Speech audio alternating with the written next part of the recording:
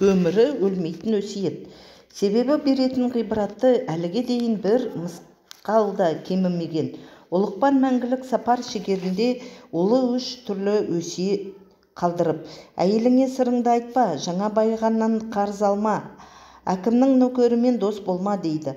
Баласы әкесінің айтқандарын тексеріп көргісі келді. Сосын бір қойды сойып, етін қапқа салып, қанын сорғалатып үйіне әкелді. Әйелі шошып кетіп, бұл не деп сұрады. Ері, түзде бір кісімен ерегісіп, байқамай өлтіріп алдым. Қаптағы соның денесі, қораға көмейік, сен ешкімге айтпа деді. Ертесіне жаңа байыған танысымен әдейі қарыз алды. Арғы күні әкімнің Дәруға нөкерін қонаққа шақырып, сонымен де дос болды. Бір күні отбасында ойламаған жерден жанжал туады. Әйелі екеуі біраз жерге барысады.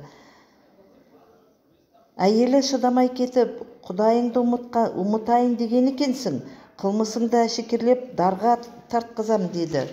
Әйелі сол заматта ханға барып, менің байым адам өлтірді, денесі қорада көмілу жатыр, айтсаң өлтірем деп мені қорқытты деп байын ұстап берді.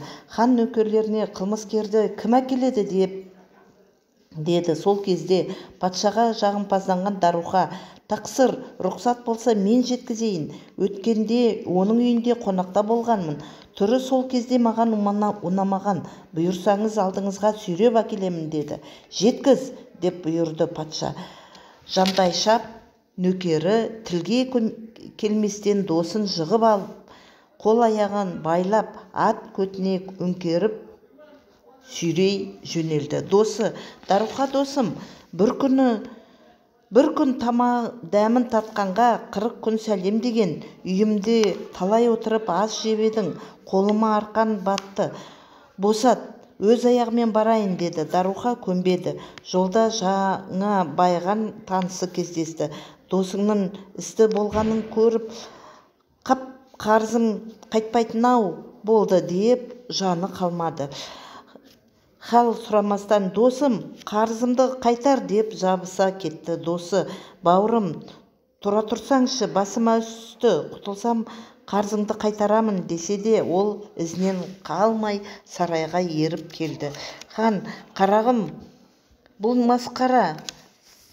масқара? Сені ел Ұлықпанның ұлы деп айтады. Ата даңқына дақ сүргенің қалай дейді. Жігіт, әкем 3 түрлі өсиет айтты. Соның растығын тексермек болдым. Әйелімді алдап қораға қойып көмдім. Мұқтаждығым болмаса да жаңа байығынан қарыз алдым. Достарым көп болса да сіздің нөкеріңізбен жолдас болдым. Арты осыған әкеп соқты деді. Хан қораны тексертіп, расында да қораға қой көміліпті. Хан риза болып жігітті босатады.